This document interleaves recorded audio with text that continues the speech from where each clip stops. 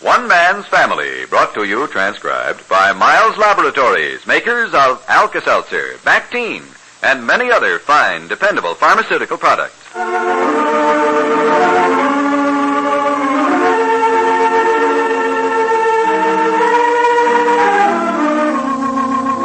Overheard between Fanny and Claudia in the library. I know exactly what you're going through with Joan, my dear. Not so many years ago, you were causing me the same kind of worry, Claudia. Oh, I wasn't really so wild, Mom. I just looked a little wild. In fact, I tried to. It gave me great pleasure to frustrate Dad. So that's how it is with the Barbours today. If you've never tried Alka-Seltzer for headache relief, you don't know what you're missing. And all we want you to do is try it next time a headache is making you miserable.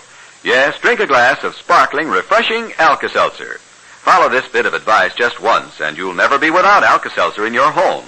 It contains one of the world's most effective pain relievers called sodium acetylsalicylate.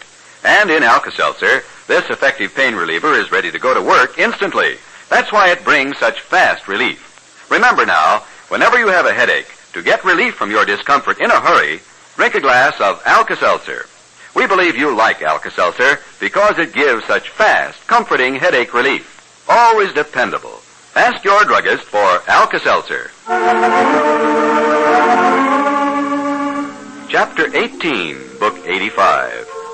A handsome Afghan, which Fanny Barbour knitted years ago, has long graced the bed in the guest room in the Barbour family home in Seacliff, San Francisco.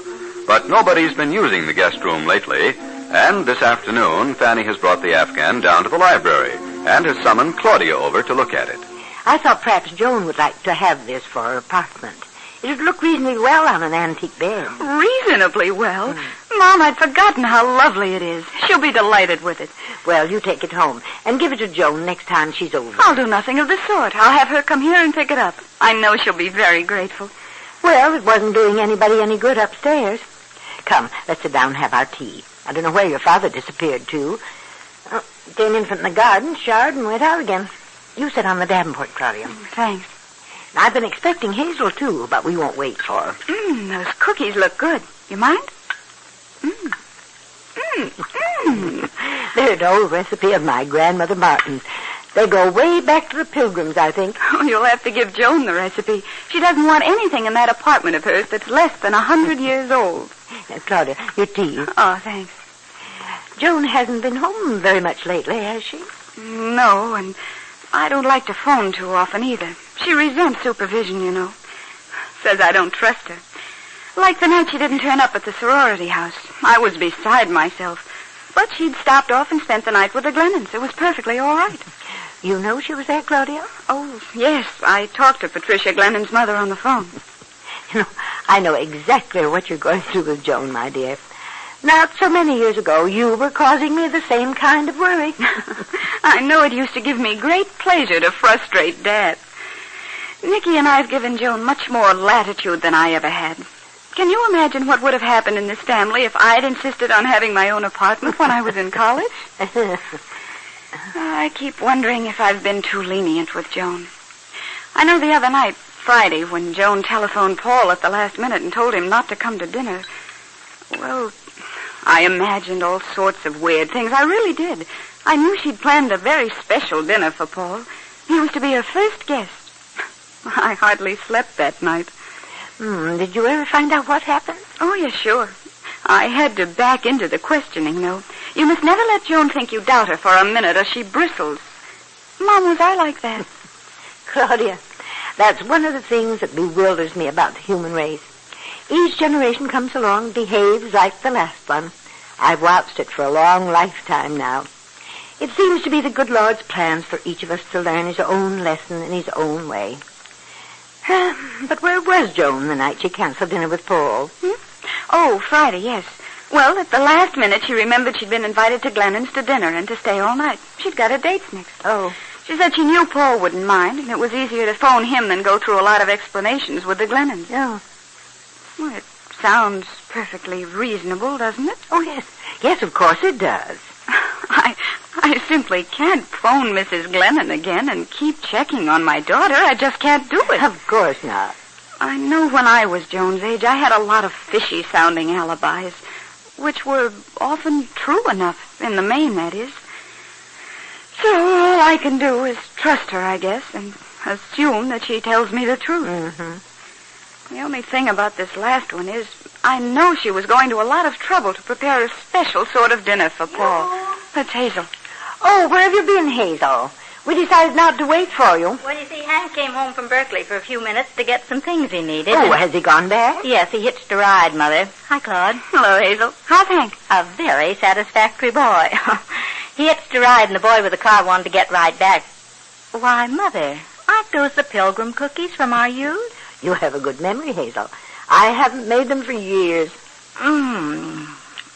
Oh, aren't they wonderful? I remember one day, Claude, when you and I took some of these cookies down to the seawall. We sat there swinging our legs and talking about love. I think I remember. I wonder who you were in love with that time. Me? Oh, in that period I was in love with love. Oh, we had a good childhood, didn't we? I don't think our kids have half the fun we had. Hank said to me today, imagine, it's a queer thing for a boy to say, he said he thinks he's had too much freedom. Imagine that. Apropos of what? Oh, I don't know. We were just talking. College life is really rugged for Hank, just grinding hard work. But he said when he does get away for a few minutes, like rushing home this afternoon, well, he says it seems to magnify the joy of being free. He says it wasn't nearly as happy in high school for him because it was easy for him, and we were indulgent at home. You mean he wants to hit himself with a hammer because it feels so good when he stops? No, not quite that. But there he was today, a sturdy young conservative, rebuking his mother's generation for their laxity. Oh, isn't that the Afghan from the guest room? Yes, I decided it wasn't doing anybody any good up there, and I'm going to give it to Joan, Hazel. Oh, she'll love it. When are we going to get an invitation to that apartment, Claudia? Oh, when Joan gets a little more settled, I suppose. Right now, she's living in a hodgepodge of costly antiques and crates and apple boxes. Oh, Joan's a funny girl. Hank dropped in on her the other morning. She'd had a guest the night before and hadn't done her dishes. They were piled in the sink. When was this, Hazel? When was what? When did Hank drop in on Joan? I don't think he said. Oh, yes, he did, too. He has an 8 o'clock class Saturday morning. He dropped in afterward. Last Saturday? Yes, why? Nothing. Just wondered. Have I said something? What have I done? Well, nothing, my dear. I wonder where your father could have gone. Hazel, you're sure about this? Last Saturday, you're sure? Oh, think about it, will you? Because it's rather important. I'm sure Hank said last Saturday, Claudia, but I can verify it. No, never mind. Mom and I have been talking about the fishy sort of alibis we used to give her at Joan's age. But we weren't really misbehaving. It's just easier sometimes to tell your folks a fib. I don't know that I ever did. Well, there was a good deal you left unsaid, my dear. Hank didn't tell you who had been to dinner at Joan's? No, and I didn't ask. There wasn't anybody else there when he dropped in? No, I'm sure there wasn't, or he would have mentioned it. His sudden approval of stiff parental restraints didn't have anything to do with Joan, did it? No, I don't think so. We were just chatting. Oh, there's no use being mysterious about this, Hazel. Last Friday night, Joan had a dinner date with Paul. Well. Where did you disappear to, Henry? Didn't know I had guests. How are you girls? Fine, Dad. Father? Sit here beside me on the davenport. Yeah. You're getting a wonderful tan, Father. The garden does it. I worked 5 Ooh, those old-fashioned cookies? It's been years since you made these things. Mom was feeling a little old-fashioned today. Maybe we all are. Your tea, Henry. Yeah, thank you. Little Deborah made a funny remark a moment ago. I was over at Jack's. A little neighbor child came over with an armful of kittens about 3 weeks old. 5 of them all together. And 4 of them stood shoulder to shoulder, mewing. But one of them, a little gray kitten, didn't make a sound. And I said, "What's the matter with that one? It doesn't talk." And Debbie looked at me solemnly with those big eyes of hers and said, "Cat's got a tongue." Well, they're good for a dozen laughs every day. When I'm worried or disturbed, all I need to do is cut across the hedge, and one of those 6 little girls will make it a new day for me. Why should you be worried or disturbed? Oh, When you're getting along and see a growing laxity in the world, an increasing disregard for the rules you thought were wise, you wonder if the torch has been given into strong enough hands, that's all. That's a gloomy observation for such a nice afternoon. We don't have both you girls here at the same time very often, do we, Fanny? Oh, this is very pleasant. I'm sorry. What's this? What is it, Henry? What's this Afghan doing here? Mom's going to give it to Joan for her apartment. The apartment. What do you hear from Joan? It's some days since he's been home, isn't it, Claudia?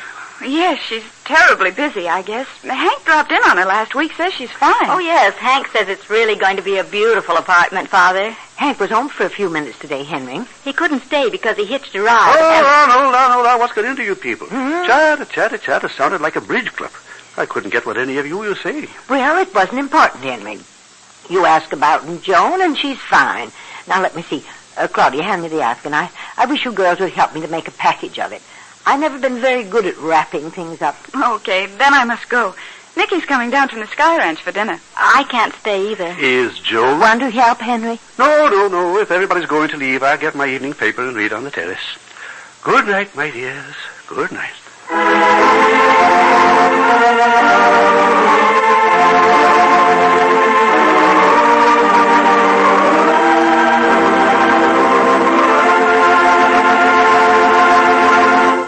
The Barbours will be back in just a moment. Jack and Betty are spending the evening at home. Let's look in, shall we? Now, Jack, will you please stop working on that old budget? Relax a while. Relax, she says. How can I relax when... Oh, well, what do you want to do? Can't we play some kind of game? Not canasta. I haven't won a two-handed game from you since... Can I help it because I'm smart? Hey, how about that old word game the whole family used to play? Oh, you mean the one where we get a lot of words from one word? Uh-huh, that one. Well, what's the word? Try relief. There's fire and file and... Hey, not so fast. I can think of free and eel and real.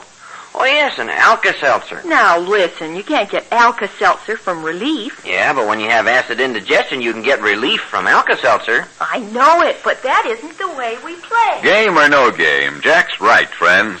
When acid indigestion causes distress, for fast relief, for pleasant relief, be wise. Alkalize with Alka-Seltzer. See how pleasant it is to the taste, how pleasantly fast it can be in giving relief. Get Alka-Seltzer at any drugstore.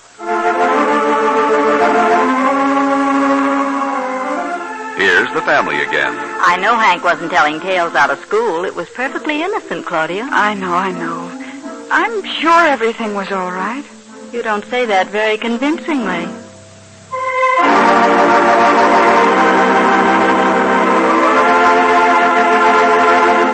Mothers, you are the guardian of your family's health. Does the food they get provide the vitamins known to be essential to good health? Give them One-A-Day brand multiple vitamins, and you can be sure they have the protection of all the vitamins known to be essential.